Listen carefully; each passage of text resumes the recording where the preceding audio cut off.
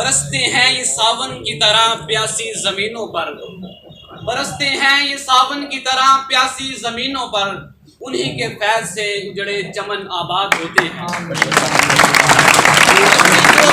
ہوتے ہیں اپنے کاندھوں سے، انہی کی کھوج سے سب نامور ایجاد ہوتے ہیں۔ جو کرتے ہیں ادب استاد کا پاتے ہیں وہ رفعت، جو کرتے ہیں ادب استاد کا پاتے ہیں وہ رفعت، جو ان کے بے ادب ہوتے ہیں وہی برباد ہوتے ہیں۔ ایک استاد لوہے کو دبا کر کندن بنا دیتا ہے اور پتھر کو تراش کر جوہر بنا دیتا ہے، بنجر زمین کو سینچ کر کھلیان بنا دیتا ہے۔ گویا استاد معمار بھی ہے، لوہار بھی ہے اور کسان بھی ہے۔ نحمده ونصلي على رسوله الكريم اما بعد فاعوذ بالله من الشيطان الرجيم بسم الله الرحمن الرحيم۔ وہ فیضان نظر تھا یا کہ مکتب کی کرامت تھی، وہ فیضان نظر تھا یا کہ مکتب کی کرامت تھی، سکھائے کس نے اسماعیل کو آداب فضل۔ صاحب صدر الفاظ کو خوبصورت موتیوں کی مالا پہنانے کے لیے مجھے آج اس عظیم ہستی کے بارے میں اظہار خیال کرنا ہے۔ وہ ہم سب کی زندگیوں میں ایک اعلیٰ مقام رکھتے ہیں۔ جی ہاں، آپ درست سمجھے۔ میں سلام پیش کرتا ہوں اس عظیم ہستی کو جس کی عظمت کی گواہی خود نبی مکرم جناب محمد رسول اللہ صلی اللہ علیہ وسلم نے دی تھی۔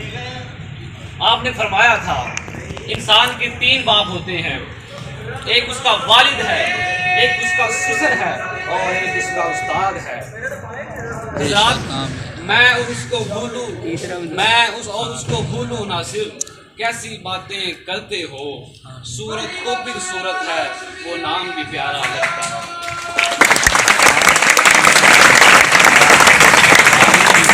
یہ بھی سچ ہے کہ استاد بادشاہ نہیں ہوتا مگر اپنے طلبہ کو بادشاہ بنا دیتا ہے۔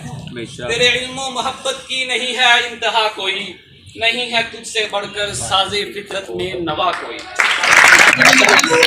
ویسے تو ہر دن ہی ٹیچر ڈے ہونا چاہیے، لیکن سال میں آنے والا یہ دن مخصوص کر کے اس عظیم ہستی کے نام سے منسوب کر دینا اس کی محنت اور لگن کے ساتھ مناسب انصاف نہیں ہے۔ استاد ہوں مجھے اس پر ملال تھوڑی ہے، استاد ہوں میں اس پر ملال تھوڑی ہے، ملک کا مستقبل سنوارنا آسان تھوڑی ہے۔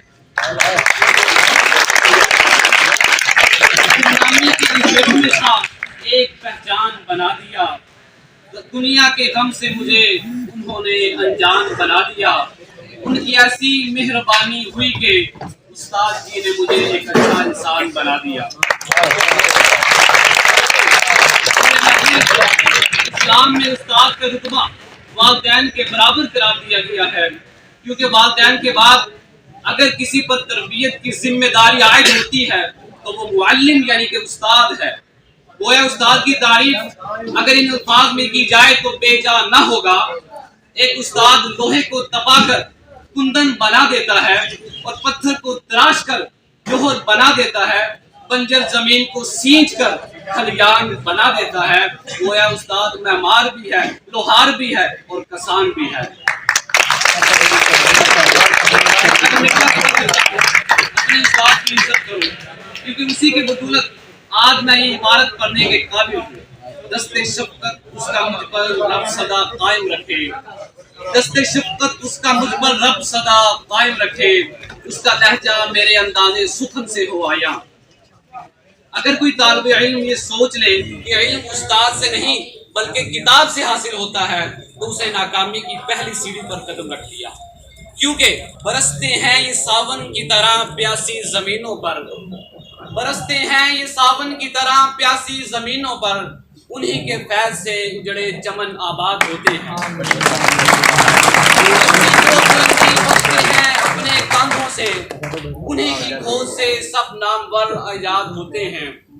جو کرتے ہیں ادب استاد کا پاتے ہیں وہ رفعت، جو کرتے ہیں ادب استاد کا پاتے ہیں وہ رفعت، جو ان کے بے ادب ہوتے ہیں وہی برباد ہوتے ہیں۔ میں اپنی تقریر کا اختتام کر رہا ہوں۔ یہ غم کھاتا چلا جاتا ہے مجھ کو، یہ غم کھاتا چلا جاتا ہے مجھ کو، مجھے اس خوف سے فرصت نہیں کہیں برکت نہ اٹھ جائے وہاں سے جہاں استاد کی عزت نہیں. والسلام.